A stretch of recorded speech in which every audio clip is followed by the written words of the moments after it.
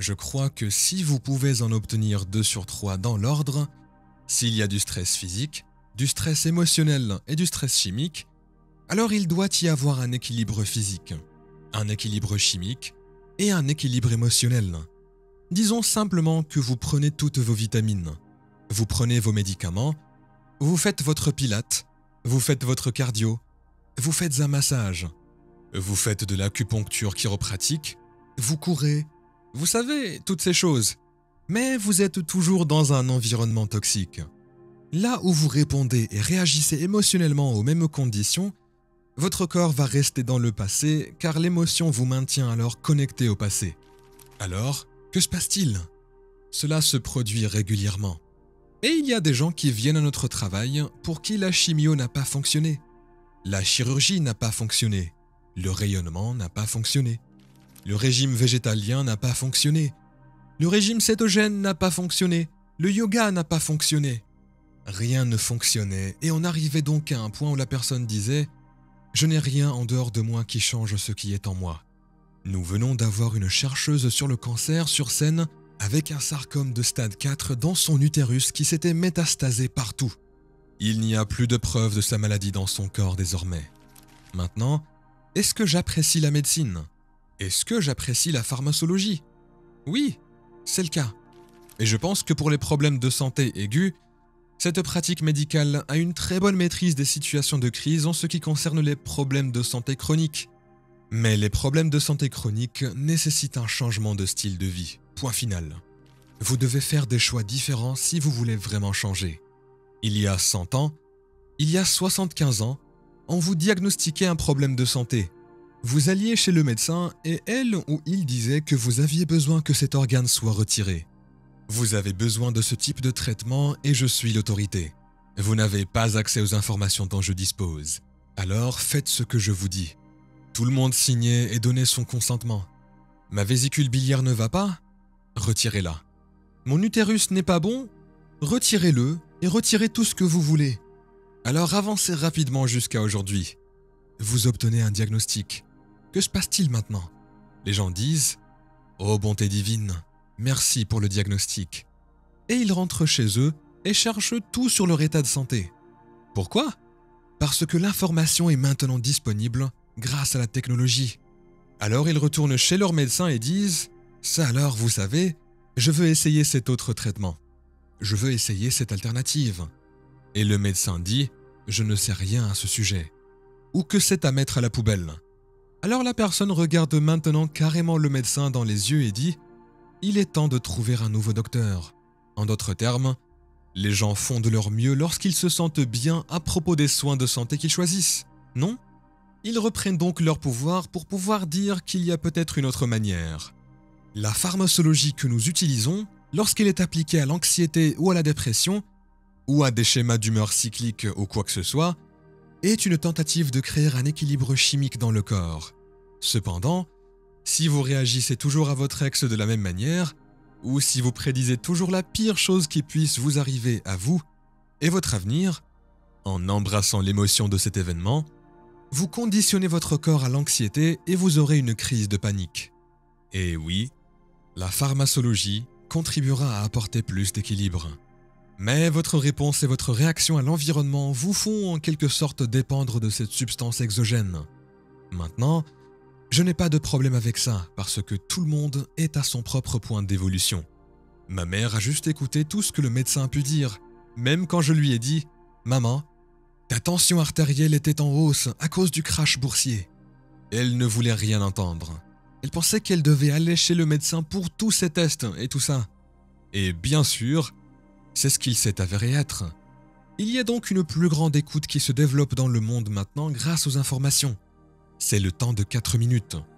Cette personne qui avait le sarcome, qui se tenait sur scène, était une chercheuse en cancérologie qui racontait son histoire. C'est le temps de 4 minutes que je regarde. 1500 personnes dans le public se penchaient. Elles étaient témoins de la vérité juste devant eux. C'est maintenant qu'ils prenaient conscience qu'il y avait une autre possibilité dont ils n'avaient pas conscience jusqu'alors. Elle n'avait pas l'air végétalienne, elle n'avait pas l'air mince, elle n'avait pas l'air jeune et polie ni une star de cinéma. Elle ressemblait juste à une personne normale. Et invariablement, quelqu'un dans le public écoutait la vérité. Parce qu'elle disait la vérité en ce moment-là, en racontant son histoire, sur la difficulté de se surmonter. Combien il était difficile de surmonter son corps quand elle souffrait, et elle n'avait pas envie de faire le travail, mais elle avait quand même fait pour surmonter son doute, surmonter sa peur, surmonter toutes ces choses et croire en un avenir qu'elle ne pouvait pas encore voir, ou vivre avec ses sens, mais comprenait vraiment la science de la façon dont cela arrivait. Cela se produit une fois que vous comprenez quoi, pourquoi et comment. Cela devient plus facile. Nous utilisons donc la science comme langage contemporain pour démystifier le processus de changement et de transformation personnelle. C'est le langage que nous utilisons qui n'exclut personne. Nous ne parlons pas de tradition, nous ne parlons pas de religion, nous ne parlons pas de culture, nous ne parlons pas de spiritualité car cela va diviser le public. Nous créons donc le modèle scientifique. C'est le premier point. Apprenez-le, soyez présent avec lui. Mais la prochaine étape est d'être capable de l'enseigner en retour.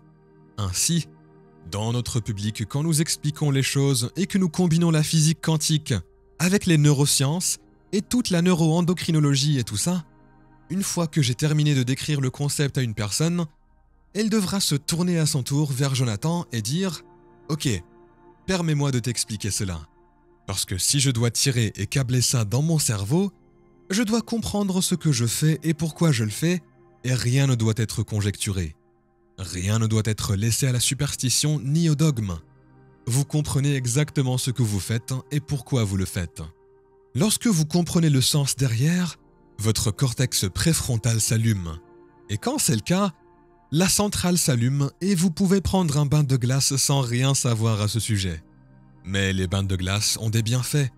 Prenez un bain de glace et vous pourriez vraiment avoir une très mauvaise réponse. Vous pouvez savoir quoi faire lorsque vous êtes dans le bain de glace et sa valeur. Et une fois que vous comprenez cela et que vous entrez dans le bain de glace, vous aurez en fait des effets positifs sur votre système immunitaire, alors que quand vous ne saviez pas ce que vous faisiez et que vous ne lui avez pas donné de sens, vous avez obtenu un effet négatif. Donc, la personne qui a l'intention, la compréhension, nous avons posé les conditions et l'environnement et nous leur donnons de nombreuses opportunités de se dépasser, de nombreuses opportunités de pratiquer et de faire évoluer leur expérience.